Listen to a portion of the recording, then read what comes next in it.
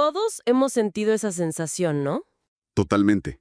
La de estar parados en el umbral de, no sé, un nuevo ciclo, una nueva temporada en la vida. Se siente como una mezcla, ¿verdad? Por un lado hay potencial, pero Sí, por un lado sientes la posibilidad, todo lo nuevo que viene, pero a la vez, a menudo se siente confuso, pesado incluso. pesado, como si estuviéramos tratando de entrar a una puerta nueva cargando todo el equipaje de la habitación anterior y, bueno, simplemente no cabe. Es la metáfora perfecta. Bueno, para la conversación de hoy nos sumergimos en varios textos que abordan justo eso. El liderazgo personal desde una perspectiva, digamos, espiritual. Ajá, especialmente para esos momentos de transición. Exacto. La idea es encontrar una especie de mapa, un marco de trabajo, para cruzar esos momentos sin cargar tanto peso. Y lo interesante es que los textos proponen 3 pilares. Que suena y que sí como un manual de, no sé, jardinería y estrategia a la vez. La poda, la rendición y la renovación.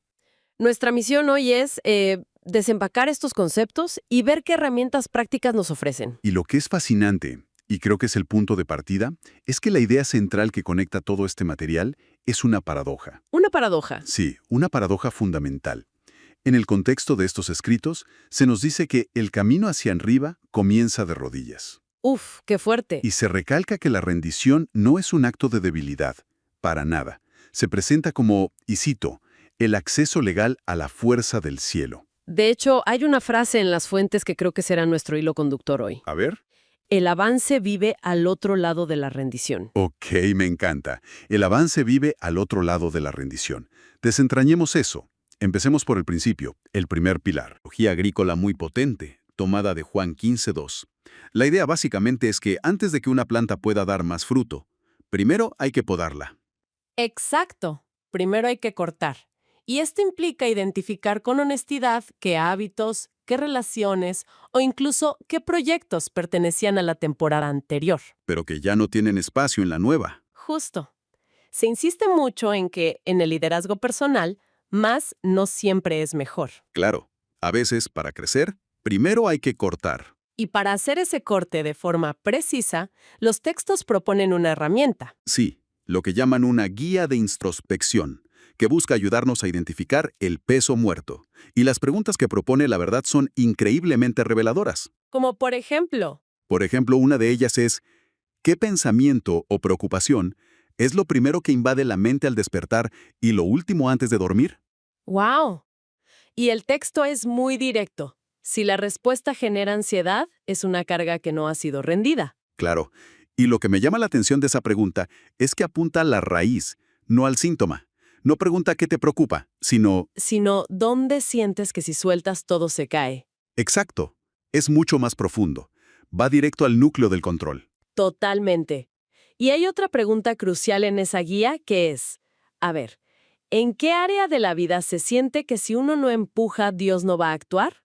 Uf, porque justo ahí, en esa área, es donde la confianza pasó de estar puesta en Dios a estar en nuestras propias manos. Y es que a menudo las cargas más pesadas se disfrazan de responsabilidades, ¿no? Ese es el punto clave que señalan los textos. No se trata solo de soltar vicios o malos hábitos, que es lo obvio. A veces se trata de soltar proyectos buenos, relaciones decentes, que simplemente no son para esta temporada.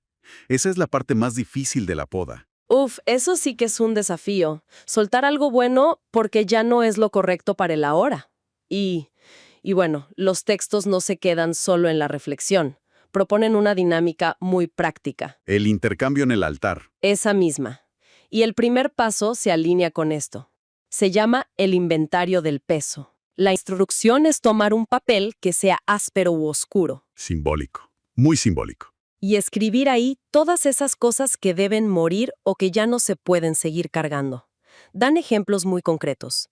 El miedo al qué dirán, la deuda emocional con un familiar, el control excesivo sobre el negocio. Eso es un acto físico de sacar de la mente y ponerlo en el papel. Externalizar el problema. Claro. Y una vez que tienes esa lista en la mano, esa evidencia tangible de lo que pesa, la pregunta obvia es, ¿y ahora qué hago con esto? Exacto. Y eso nos lleva directamente al segundo pilar que, según los textos, es el corazón de todo este asunto, la rendición. Mm, Y lo presentan no como una renuncia pasiva, sino como el acto deliberado de soltar el control. O sea, esa misma cosa que tantas veces confundimos con el liderazgo. Es que es un cambio de paradigma total. La rendición se enmarca como una estrategia de victoria, no como una derrota. No es darse por vencido. Para nada. Uno de los escritos utiliza el ejemplo de Jesús en el Getsemaní cuando dice, «No se haga mi voluntad, sino la tuya». La reflexión que se propone es potente. ¿Cuál es? Que a veces el muro que detiene nuestro avance no es un ataque externo, sino nuestra propia resistencia a soltar una agenda personal, nuestra propia terquedad. Básicamente, cuando nos rendimos, dejamos de empujar una puerta cerrada con nuestras propias fuerzas y permitimos que una fuerza mayor la abra. Entendido. Pero aquí es donde me surge una pregunta. ¿Por qué?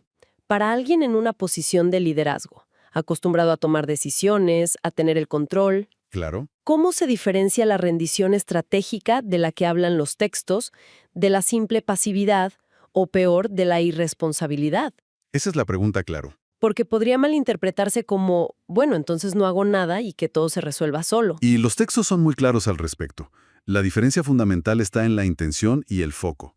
La pasividad es una abdicación, es desentenderse. Es lavarse las manos. Exacto.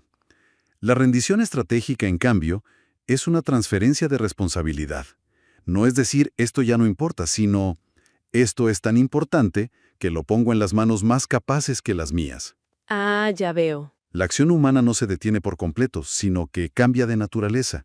En lugar de empujar la solución, la acción se convierte en escuchar la dirección, En alinearse. en alinearse con el plan divino. La rendición no es inacción, es acción guiada por la fe en lugar de por la ansiedad. Acción guiada por la fe en lugar de por la ansiedad. Eso lo cambia todo. No es dejar de hacer, es cambiar el desde dónde se hace. Justo. Con esa claridad, la dinámica del intercambio en el altar cobra mucho más sentido. El segundo paso es el acto de la rendición. Ajá. Después de haber escrito las cargas en el papel áspero, se dobla. Y justo antes de depositarlo en un recipiente que simboliza el altar, se instruye a repetir una frase clave en voz alta. ¿Qué es? El avance vive al otro lado de mi rendición. Señor, esto deja de ser mi problema y pasa a ser tu responsabilidad. Y los autores ponen mucho énfasis en la sensación física de ligereza que sigue a este acto. Lo imagino. Ahora, las fuentes también reconocen algo importante, que algunas cargas están más arraigadas. No todas se van tan fácil. No siempre se van con una simple declaración. Para esto introducen el concepto de picar piedra en la presencia de Dios. Picar piedra, sí, como un trabajo más profundo. Citan a Jeremías 3:3. Clama a mí y yo te responderé. Y la aclaración aquí es crucial. El peso no siempre desaparece porque el problema se resuelve al instante, sino, Sino porque la capacidad interna aumenta al estar conectado a la fuente. o sea, la idea no es que el problema desaparezca mágicamente, No necesariamente. sino que uno crece para ser más grande que el problema. Eso cambia la perspectiva por completo, Exactamente. Ya no es una carga que me aplasta. sino un desafío que puedo sobrellevar porque mi capacidad se expandió. Precisamente. Es como si el contenedor se hiciera más grande que el contenido. Y para identificar esas áreas más profundas, se ofrece otra pregunta clave para detectar lo que llaman el ídolo del control. A ver, ¿cuál es? ¿Qué área de mi vida me está quitando el sueño porque siento que depende 100% de mi capacidad? Directa. Esa respuesta por lo general señala directamente al área que necesita ser rendida con mayor urgencia. Y una vez que entregas esa carga, sientes esa ligereza. Sí, pero también un vacío. Claro, queda un espacio. Y los textos son muy claros. La naturaleza aborrece el vacío. Si no lo llenas con algo intencionalmente, la vieja carga volverá a colarse. Exacto. Esa es una transición perfecta al tercer pilar, la renovación. Porque después de podar y de rendir, queda ese espacio. Y los textos advierten que ese vacío es peligroso si no se llena intencionalmente. Totalmente. Usan la metáfora de renovar el software mental basándose en Romanos 12:2. La afirmación es directa. No puedes entrar en una temporada nueva con una mentalidad vieja. El espacio que dejó la carga debe ser ocupado por una nueva verdad. Justo. Y la dinámica del intercambio en el altar aborda esto en su siguiente paso, que se llama el recojo de la nueva herramienta. Ok, ¿y en qué consiste? La instrucción es ahora tomar un papel blanco y limpio Y en ese papel se debe escribir la promesa bíblica que sustituye directamente la carga que se acaba de entregar. Vacío. La mente necesita nuevos pensamientos para ocupar el lugar de los viejos. Y aquí es donde los textos bajan de la teoría a la práctica de una forma que me parece brillante. Proponen una tabla de versículos de sustitución. Dan ejemplos muy claros, clarísimos. Por ejemplo, si la carga es la ansiedad por el futuro, se sustituye con la verdad de Filipenses 4, 6-7. No se inquieten por nada. O si la carga es el agotamiento por el control, la verdad sustituta es Zacarías 4:6. No con ejército ni con fuerza, sino con mi espíritu. Incluso para el miedo al fracaso, ahí se reemplaza con 2 Corintios 12:9. Mi gracia es todo lo que necesitas. Es un intercambio directo y consciente. Saco una mentira, meto una verdad. Pero hay un último paso. Para que este cambio se mantenga, para que no sea solo un momento emotivo, se llama la declaración de liderazgo. ¿Y qué hay que hacer? La instrucción es pegar ese papel blanco, el de la promesa, en un lugar visible. El espejo del baño, la pantalla del computador, la agenda. Para tenerlo siempre presente. El objetivo es mantener esa verdad siempre a la vista. Ok, pero aquí tengo que preguntar, porque suena simple, ¿no? Casi demasiado simple. ¿Qué dicen las fuentes sobre por qué un acto físico como tocar un papel puede tener un impacto tan profundo? ¿Es solo un truco psicológico? Es una excelente pregunta, y los textos lo abordan desde 2 ángulos. Desde lo psicológico, sí, es una técnica de anclaje. Se está creando una nueva vía neuronal. Estás recableando el cerebro. Básicamente, cada vez que el cerebro intenta tomar el viejo camino de la ansiedad, la acción física de tocar el papel y la declaración verbal lo redirigen al nuevo camino. Pero desde la perspectiva espiritual de los textos, es más que eso. ¿Qué más es? Es un acto de guerra espiritual. Es declarar activamente qué voz se va a escuchar.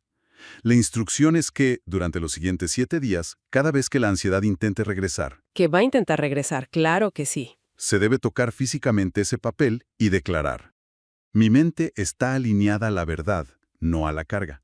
Es un entrenamiento entonces. Es un entrenamiento para el espíritu y la mente. Y si la carga regresa al 8º día, se repite el proceso. No es un fracaso, es parte del fortalecimiento. Entendido. No es un acto mágico, es una disciplina. Entonces, lo que tenemos aquí es un ciclo estratégico completo. Un ciclo, ¿sí? Primero, la poda, para identificar y soltar lo que ya no sirve.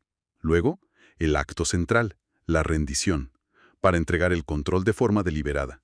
Y finalmente, la renovación, para llenar ese espacio vacío con una nueva verdad.